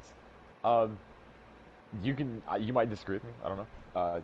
To me, that speaks a lot about the current state of like cosmetics and armor appearance in Destiny. If that, those winners, like I said, I've walked around the tower and I've seen people that they've put more thought and care into their cosmetic appearance in the game more than most people, like me and you, for example, all the time we'll see people that just mishmash or they just wearing like weird shit together for no reason. And then you'll see the people that are like, holy crap, dude, like come here and look at this guy, right? The winners in that, if they were chosen by Bungie, I think speaks to why a lot of the armor sets suck. 75% of the armor that we've gotten in the entire lifespan of Destiny 2 has objectively been extremely ugly. Look at the 2 raid layers. Those armor sets were the worst things that they've ever made. I think the ornaments last season were atrocious. The ornaments this season, not bad. But it's what happened to the guys from Rise of Iron? What happened to the guys from, the raid sets from the Oryx raid? Or the Crota raid? Or the Vault of Glass? Like, who made the ornaments for Age of Triumph? Like, it's, to me, it's a problem. Like, we're just getting these terrible looking sets, and it just makes it, not interesting, I guess. Like, why am I gonna grind 100 levels of a season pass or spend $15 on an ornament set that's ugly? You can go into the creation page on Bungie.net and you can see some of the stuff like the fan art people have drawn, and they make their stuff look great. These are ideas that you've obviously, me and you have played Warframe together before. Warframe has a creator, like a player creation program where players can create armor sets or just different various cosmetic items within the game and submit it. And if it's liked, if it's voted on, or if the devs seem like, holy crap, this looks amazing, and like a lot of people redraw their Warframes how they want, and they will take that design, they will put it into the game, they will credit the creator, which is 9 times out of 10 a player, and then that money will go back to the creator. Whatever's sold will go back to the creators to an extent. Some will go to charity, and some will go back to the developer, right? Do you think Bungie could implement something like that? Do you think that it would actually create like a positive experience? I think it'd be possible. It's also probably a stretch given for the way this community typically tends to behave about a lot of things. Yeah. But I feel that it's possible to be able to have something like that that brings the community together, and It helps and Bungie have it be monetize. something fun, have it just be something fun for everybody to do. Agreed. I've seen a lot of like really interesting stuff drawn up, and I think that I mean, it's highly unlikely that Bungie would ever hear any of this, but bring like I feel like even through the pandemic, right? The community feels a little bit isolated from what's happening in the game, right? Like used to Bungie devs were like super interactive, like on Twitter and on Reddit and all that kind of stuff, and player feedback was heard and addressed a lot more. And now that I know that, you know, it's extremely limited as to what they can and can't do, this would be a good thing. You know, they could create, open up a page on Bungie.net where people could submit stuff, and it could be, just hey, Bungie picking their favorite thing. It could be a voting thing that they do once a month, and then the following month the armor is created and put into the game. You could sell it for $8. There's some stuff that I've seen on there that I would pay like $10 for. Um, if Bungie needs to monetize the game to help out for development, they've got to find different ways to do it. Which kind of brings me to our I guess like last point, the Bright Dust economy and cosmetics. I know I talked to you about this the other day. Uh, the Bright Dust economy has significantly changed. However, the prices within the in-game store has not. I, I'm not the only one that feels like, this is a problem, right? Like, I don't know, how do you feel about it? I feel that there has to be some adjustments. Like I know that they're trying, since this game is free to play, they're trying to make money, but they're going about it the wrong way. Yeah. Like the engrams that we have right now, even for instance, they're not rewarding. No. They give you absolutely nothing, and for players who have been around since day one roughly, or have played a whole lot, get they get nothing for it. They get a bunch of duplicates that can't be converted into Bright Dust anymore. Yep. And my solution for it is, kind of like what Division does for the most part with duplicates on stuff. You get a little bit of the currency back so that you can then go after something that you want, or if especially with the new stuff, it takes so much time. If you don't want to necessarily spend money, but you want to put your time and effort into getting those certain items, there's just no way to do it. Definitely not. I did the math, actually. Before Solstice came out, you can get 1,200 a week, so 400 from Gambit, 400 from Crucible, and 400 from Strike. 1,200 per character, 3,600 per week. With Solstice, that went from 1,200 to 1,600, which means that you can get about 4,800 every week. Total, for the entire, so Solstice runs for 4 weeks. Total you can get was 19,200, I think that's what it was. Mm-hmm. Which, if you want to buy the armor, that's plenty because you need 18,000 Bright Dust to get all the armor. However, Bungie made the great decision to include all the cosmetics purchasable for Bright Dust. It is physically impossible for a player who grinds all these, which not many people do, to get enough to buy all these cosmetics for this event without spending real money. And I think that ratio from Bright Dust to what it costs in the store, the 6,000 Bright Dust or $15, whenever Bright Dust gains have been gutted, I would say like maybe half, not more. It's been gutted hard ever since things couldn't be dismantled into Bright Dust. Yeah, it's ridiculous, and the prices haven't changed at all. I remember the first, me, I'm notorious for dropping like stupid amounts of money on DLCs. And at one point, I had over like 300,000 Bright Dust. And when they made those changes, I'm now scraping the bottom of the barrel trying to get enough just to buy like certain things. It's got to change, man. They can't. You know, this is basic economics. You know, you can't reduce the income for the entire population while prices remain the same. It's just not feasible. Well, the other part to add on to that too is their pricing in general for stuff. There's such. Who's this guy? Is he one of yours? Nope. Hold up. What the heck?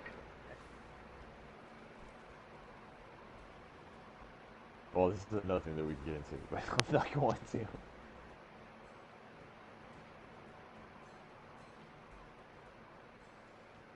Okay, well anyway, I'm going to continue to go on what I was saying because I lost my train of thought with this. So a couple seasons ago, and I'm sure it's occurred since then as well. Um,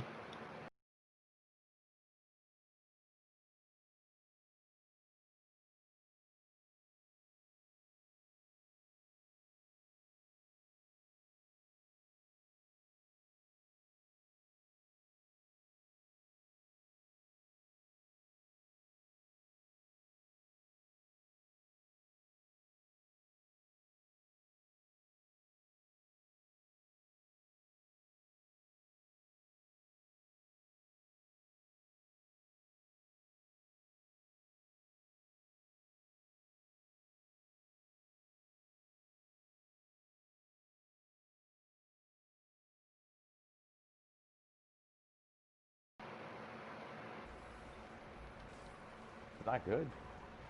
yeah, because there's no reason that a rare projection, for instance, should cost more than an exotic ship. No, definitely not. And 9 times out of 10, like I don't notice anybody's projections other than my own. Yeah,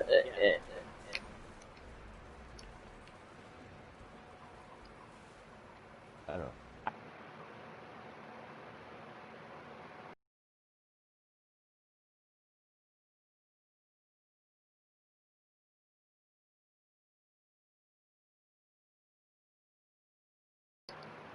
know. mhm. Yeah. We've gotten so many new cosmetics that they're monetizing and stuff like that. I honestly, I don't think anybody really gives a shit about projections. I don't think people really care. A lot of the stuff that they're creating now too is also like subpar from what it used to be, man. Like the ghosts for this event are terrible. Oh, absolutely. Like, there's a few that are really cool looking, but when you take into consideration, you know, the XP that you get for most of these, there's a lot of them that just aren't worthwhile of using. And Yeah. while, yeah, it's going to be cool to get when you've got this, or Shadowkeep's Ghost Shell, or just Yeah. anything that has that XP boost, you're going to use that over any other ghost any time. Agreed. Do you think that adding perks like that, like extreme, like Speed Demon and uh, Guiding Light, do you think that's approaching like pay to win, especially now that they have season passes and the artifact levels Um, up instantly? You know, like a lot faster than it used to. in some aspects, yes.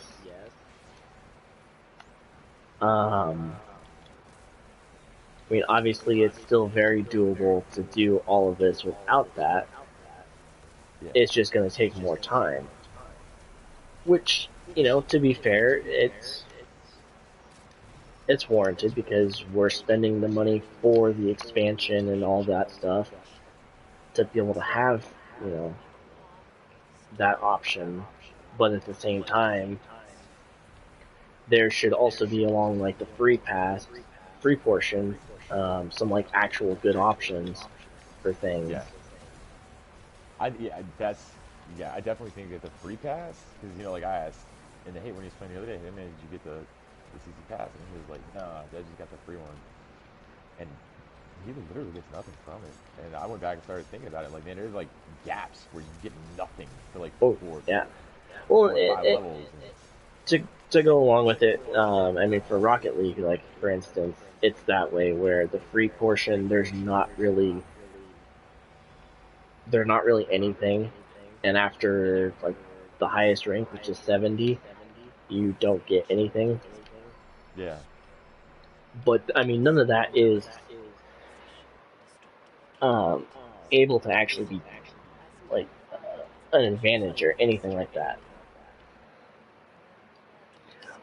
Real quick side note: there's no way to do the Whisper mission right now, huh?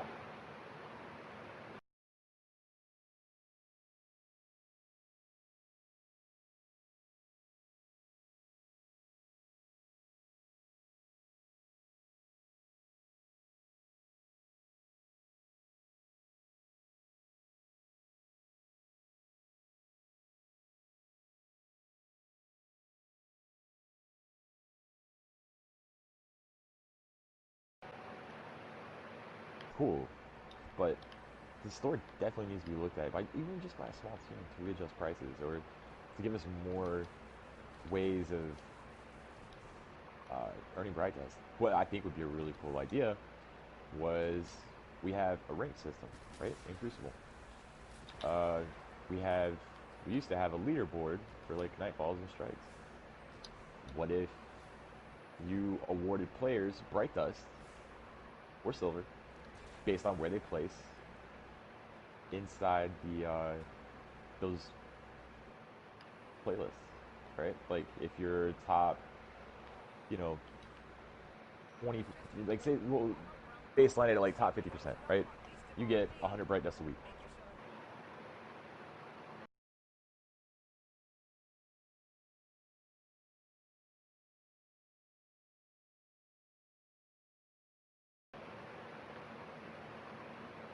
$600. As much as I would love to say that that's a good idea, I think it would not really work out that well. Okay. Because more than likely, um, you're going to have a lot more cheaters as Right. it is. Actually, finish that up real quick. Um, Trials is already bad enough with the cheaters, but Yeah. you throw in that type of incentive, and the cheating is going to go through the roof with DDoSing and everything else. Yeah. That that makes a lot more. Yeah, I didn't think about that. I thought, I'm still within the mindset like I don't play Crucible a lot, so I see cheaters on PC all the time. I'm on PS4. We're on PS4, so I don't really consider that as a thing. But yeah, you actually have a point. That'd be more of like a rich get richer, poor get poor kind of thing. Because then also, say for instance, people get to the point where they've got enough bright dust and whatnot, then they're going to start offering up even more services for people that need the bright dust or silver, and they're going to charge, up the butt for that stuff. Oh yeah. How do you feel about recoveries, by the way? I know we've both done them before. I bought a couple. Um, I think it just depends at this point, because like I've done quite a few for Crucible alone, and that for people who either don't necessarily have the time or they don't really have enough skill set to be able to get it done in a timely manner. yeah. Um, or they're unable to do it. Period. Um, True. Do you I think it's something feel Bungie needs to step in to stop, or do you think that it's fine the way it is? Do you think that the community should police it more? Do you think that it should be less taboo?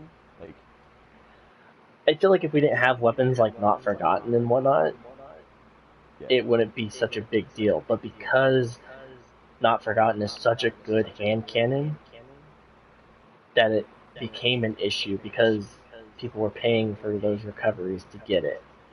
yeah, for sure. And then all of a sudden they were at the top of the ladder because they had that gun. Yep. Okay, since we're on that, do you think that getting rid of pinnacle weapons is the way to circumvent that? 'Cause I feel personally, no. I don't I don't think that it is a way to circumvent it because because right now it doesn't matter that those are being sunset because um, like I mentioned, normal PvP you can still freely use those, and Yeah. depending on how big of a gap we are looking at for Beyond Light, like I'm expecting a decent amount, but I don't want to get my hopes up and have be minimal. But What is it, this? it, What is it that? we're helping this guy. Okay. Um, depending on how much of a power increase there is. Oh my gosh, she's trying to use 490. Oh, I got launched. Um,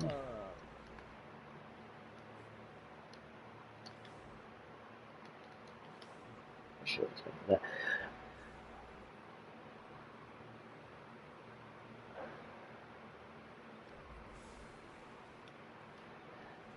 So, The thought. Oh yeah, okay, I remember where I was going with that.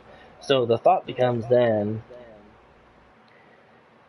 if somebody who's hardcore enough grinds their power level and and the armor gets them up to a significant state to where they can still use the pinnacles and be effective, then it's not really going to matter too much because those will still be around. Normal Crucible, they're going to be around to the end of time unless they absolutely get rid of them, which is not going to happen, obviously. And so, oh shit. I don't know. It's always going to be around no matter what. Yeah. And if and when they do decide to bring the pinnacles back in one form or another, they have to be super cautious on how they actually approach it. Yeah. So, with Pinnacles in, if they brought them back, and I know at one point they said that they wanted to create like, an overarching, singular Pinnacle weapon that could be accessed across all activities per season. Would you want to see them give us the versions that we have now, where it just gives us a lot of options for like perk combinations, or would you want to see it go back to the way it used to be, where we got a unique perk that offered something akin to an exotic?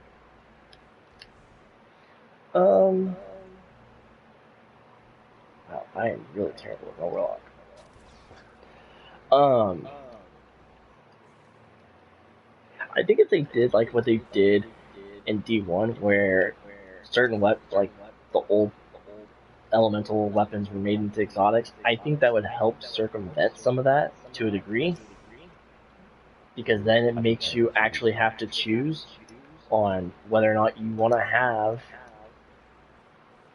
Wardcliff, or do you want to have a good sniper and revoker, you know? Yep, I completely agree. I think the problem that they could have done, um, so I think that easily, if they want to go back to how they were doing before, like with Not Forgotten and Luna, right? I think Luna's should have been legendary, and I think Not Forgotten should have been exotic. Uh, Depending on how good the weapon is, I think should determine whether or not it's exotic or legendary. Um, Come on, get up there. No, I messed up. But I don't think so. I think it's cool that we get weapons that have two options at the beginning, two options in the middle, or two options at the end. But at the same time, like unless these weapon combinations are like super interesting, like imagine an auto rifle, right, with rapid hit and explosive rounds, right, and it could be like a 360.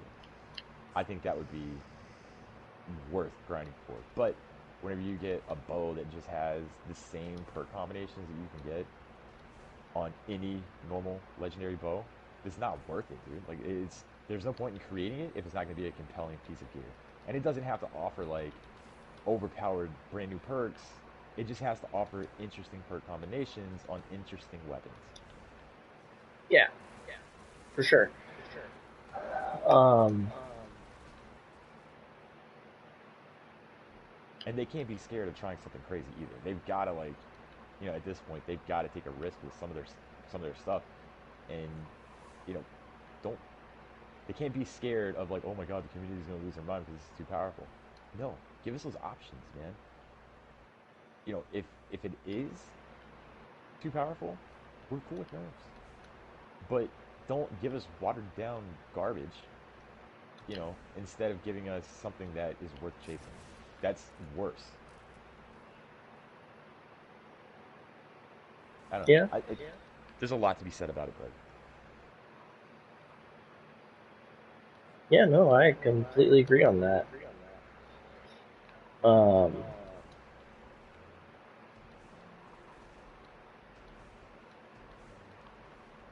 Pinnacles have just been kind of like they were a good idea, but a lot of the Pinnacles that they made right away were just too game breaking. Like we've had Recluse for what seems like an eternity,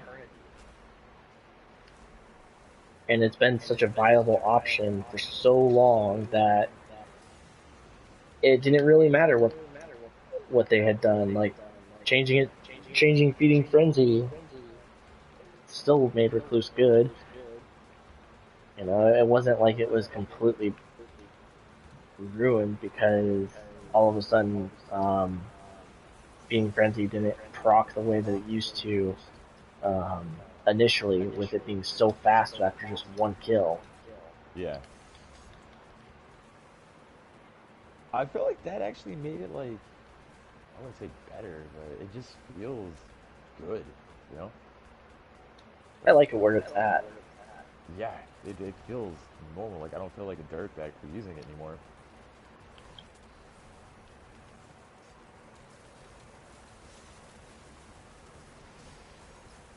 I don't know. I think there's a lot of, like, stuff that could be said about Pinnacle, and I think this is one of those topics where, like, people could argue for days and days and days, about what can be done, what should be done, do they belong, do they not belong, was it a mistake? No, I don't. I think at the time where Destiny was, we needed those Pinnacle weapons.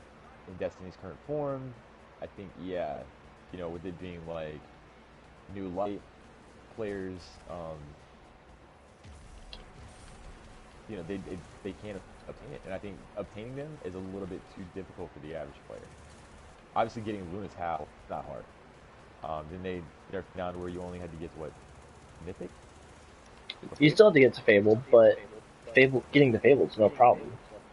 Yeah, no, I mean, if I can do it, you can do it, but Well, and you don't have to worry so much about losing because you can't decrease all the way back down to 0. yeah. I think the best answer to that would be, yes, bring them back.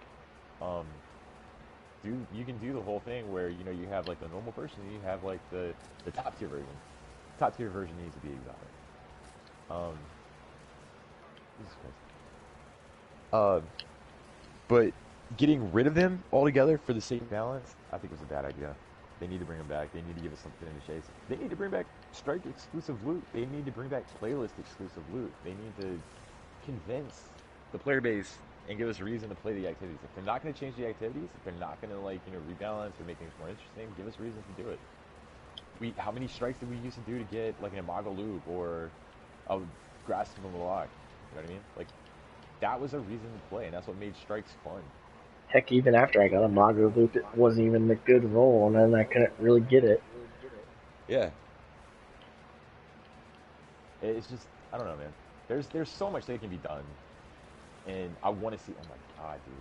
I want to see it happen, but they've got a brand new DLC that is coming out. They've got all kinds of different stuff. We don't know what's gonna happen. I think the transmog thing is so fucking smart.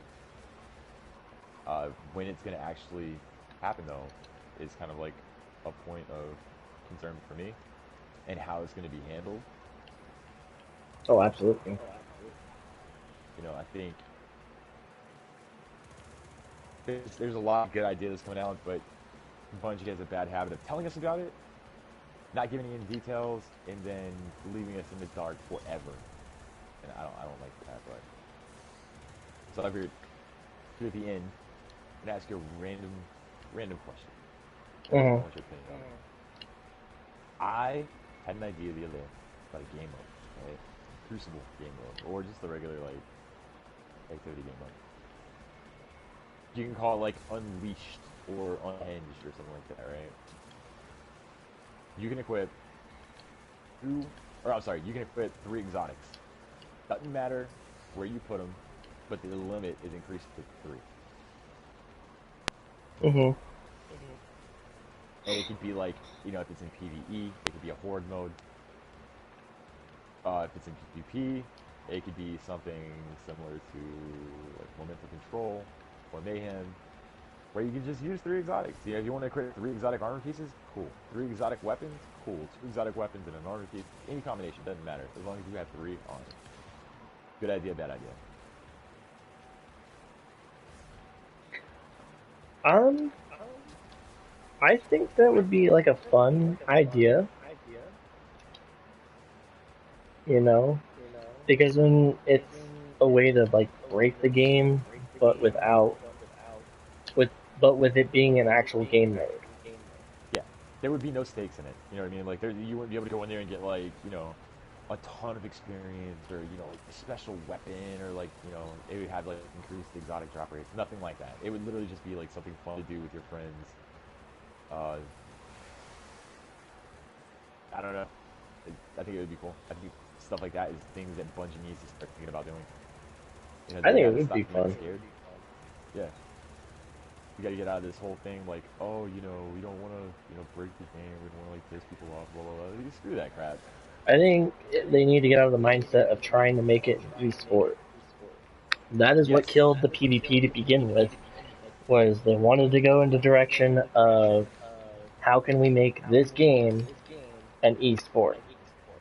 Yep. Agreed. They're trying to take themselves too seriously, and they got to realize that I think the majority of the esports community doesn't take this game seriously. It's hard to, but I don't know. Anything else you want to touch on? Um, Not sure if I left anything out specifically. I think in general the community needs to be better overall. Just I've kind of just stopped paying attention a lot of times in the forum posts because it's frivolous nonsense and Agreed. people whining because they want to be entitled. Like the biggest thing right now is them bringing back Twilight Garrison, Yeah. and it's just As a like Titan man, there's no place for it. Like I understand you want to have some sort of dodge movement like the Hunter and how the Warlock has basically the Twilight Garrison ability, yeah.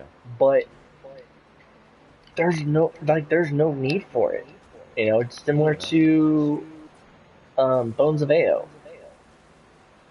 There's no need for it because you have, and I understand the consensus is that Stompies isn't the same thing as Bones of AO, and I get that, but with the way it's designed right now, you don't need You really don't. Bones of AO.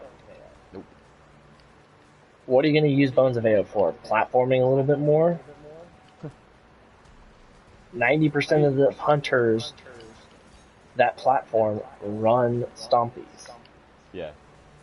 If people would just figure out that maybe like high jump and trying to be a sweat lord in PvE it's probably not the best idea in PvP. You don't need to jump 10 miles in the air when you're just running like dungeons and stuff. But I don't know, man. Yeah, I completely agree.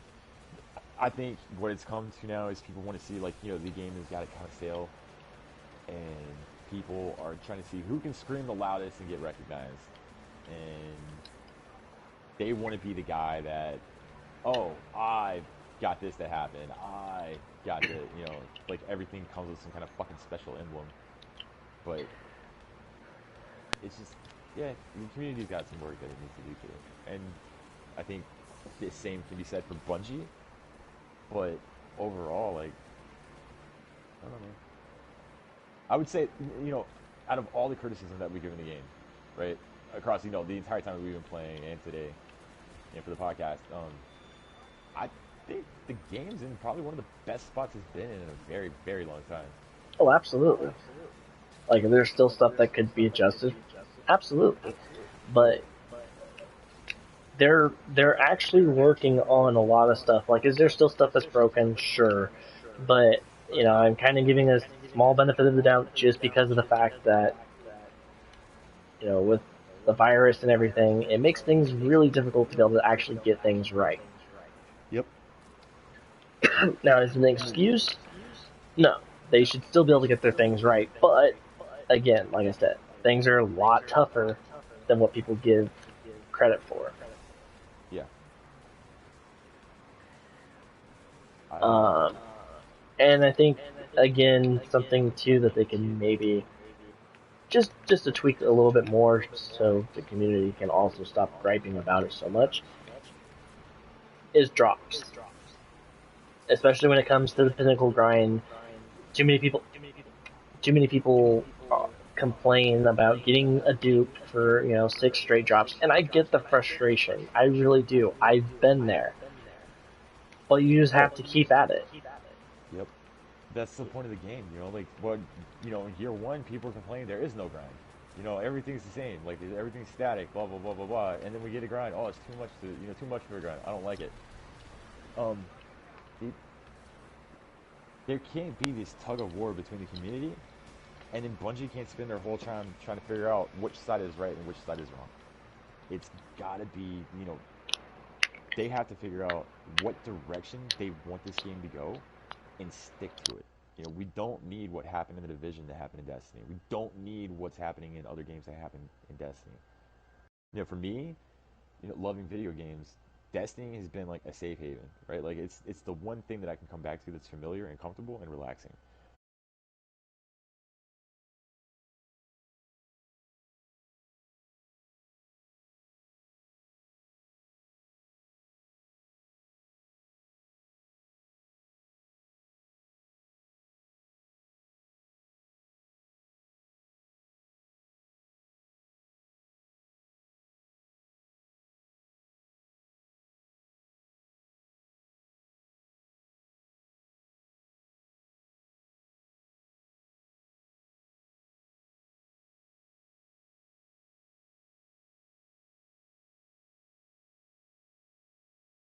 Content creators grow just as much. They've they got to stand on their own 2 feet, and they've got to say, what, everybody shut the hell up. This is our game. This is our project. We're making it for you. Your criticism is welcome. Your input's welcome. But ultimately, we're gonna do what we want to do, and stick to it. And that's it. Well, and that's the other part too, is there's so much fear around big name streamers from leaving their game that they want to now try and cater to them. And I understand that, but at the end of the day, they're an investment to the game as much as any other player. Are they a bit more valuable because they kind of give you more exposure? Sure. But for the people that continue to play the game through the good and bad, it gives them an opportunity, like you said. Unfortunately, it doesn't necessarily mean anything because when other people still end up streaming that's somewhat of a big name, it gets transferred to them. Yeah. I don't know. I'm salty, man. I want my time, right? I want my 15 minutes, bro. But yeah, this is about all I got. This TWAB wasn't like super exciting. It was kind of, meh. But Yeah, it was just really I like touching base on like everything that was said in there, and just giving our 2 cents, because I think something the community fails to see is the opinions and thought processes that other people have. yeah, Um, there, and don't get me wrong, there are some ideas that are extremely stupid because it's more of a them thing instead of thinking kind of maybe what the community would be thinking along those lines. yeah. And that there's a lot of good ideas that are out there that people look at as stupid because it's not what they want. It's not what they It has feel to is be. best. Yeah, it's got to be for the greater good. You know what I mean? Like the changes to Crucible to me are dumb, but I don't play Crucible. My opinion ultimately doesn't count. You know, I think there are things that even non-Crucible players can input that have value.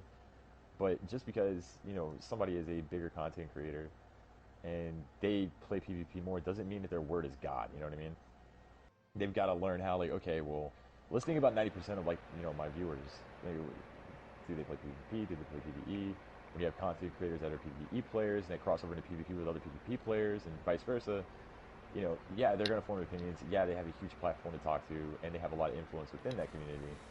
They got to think about, okay, well, what about my viewers that aren't PvP players, that are PvE players? Like, how would my opinions and my input and my influence better them versus bettering me and the core, my core viewer base who just watch me to play PvP? It's got to be like a balance thing, and it can't be this thing like, well, you're wrong because you're not a PvP player. No, everybody has like valuable opinions, and just because you're not a big person doesn't mean you don't have good ideas. It's Well, and same thing goes for this whole argument over classes being OP and oh yeah, everything else. A lot of it comes down to biases, yep, and a lot of it also comes down to what people actually play as.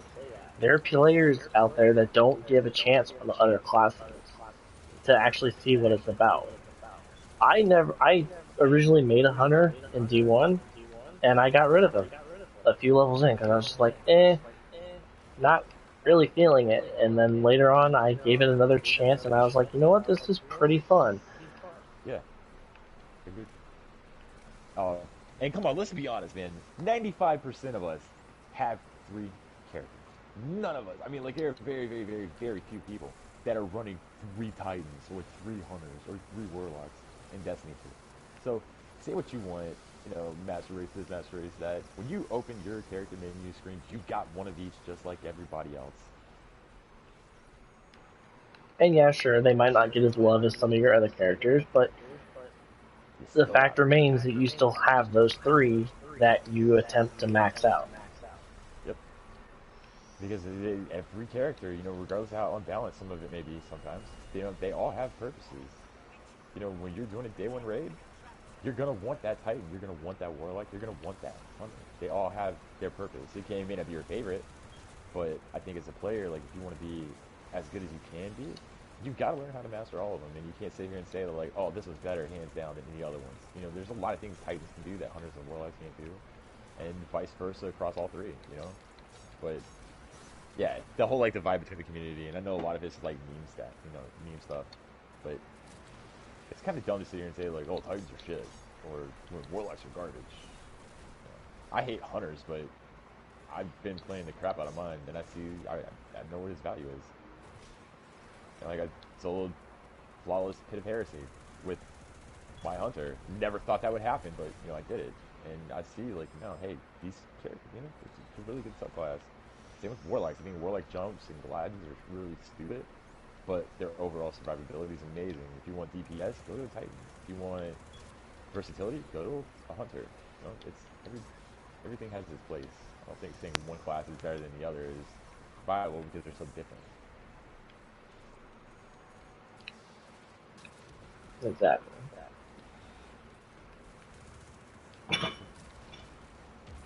Alright, man. I think It's obviously, I don't know. I had a lot of fun doing this. This is like our first podcast ever. Obviously, it's going to change. It's going to grow. It's going to be like formatted differently. Eventually, I would like to get other people to come on and talk, say the same thing. Give their 2 cents on a topic and have us join us for a little bit. Oh yeah, for sure. You do like stupid stuff in PvE or PvP or whatever. We're just IBA is a little bit more established than I am, but we're both long time players of this game. I feel like, we're two unknown guys that are pretty knowledgeable about the game, and we feel pretty strongly about it. We want to see these games succeed. We want to see the community grow and become better. And me personally, this game is really special to me. I've met a lot of really good people. I've had a lot of really good memories. I've gotten a lot of touch to playing this game. This is something I want to see just get better and better and better. And lately, I'm more concerned than excited. I don't know, but I just feel like this is be a constructive way to let people know that just because you're not some Glad or Frostbolt or Candy Cake, doesn't mean you don't have an opinion. And the other part, like, try and enjoy the game for the most part the way you want to. Exactly. Like, the last year I've really changed my look at this game, and I've tried to not get as frustrated and angry. Like, I have my moments, we all do, but I've controlled it a lot more to not let all the small stupid things that blueberries will do or that happen in PvP necessarily get to me. And and it just enjoy the game for what it's worth. And yes, it's not going to be perfect. No game nowadays is perfect. So, if you enjoy the game, and try and enjoy it while it's here, because it might not be around it's not going to be around forever, so you should enjoy it while you can. For sure. And enjoy it with other people too. That's what this game is meant to be. It's so many people hate mail and stuff like that, being super toxic. Yeah, it's not helping anybody, man. I think the tighter this community becomes together, the better the overall game is going to be. And just because you see something that someone does and you think it's amazing, don't let your creativity be stifled because you feel the need to follow whatever kind of weird meta is going on right now. There's so many options. This game is so diverse, but it's just stifled by, people have to be the very best, and the only way to be the very best is to use what the very best use. Have fun. Again, at the end of the day, it's a video game. It's not life. It's not do or die. You're not, it's not an esport game. 90% of us don't make any money playing this. Just have fun. It's like IBA does. But I think that's pretty much it, yeah? Yeah, I think that's about it. First take. On that. As soon as we kill this boss, we'll wrap this up, I think, and this speaks to how overpowered weapons are. Like, I don't know, sword guillotine. Yep. Ooh, a quick checkpoint. Alright, man. Alright, everybody. Be sure to follow ZK here on Twitch. ZK-Saint. Yeah, ZK-Saint, as you can see here. And I am IBA all day. All one word. Didn't get to fit the underscore in there. But, yeah, we plan on doing this a lot more. This is just something fun that we figured we could do, and, it gets us playing together a little bit more, but it also kind of helps just have a general topic out there for everyone to, take part in or to think about and even give their own input in.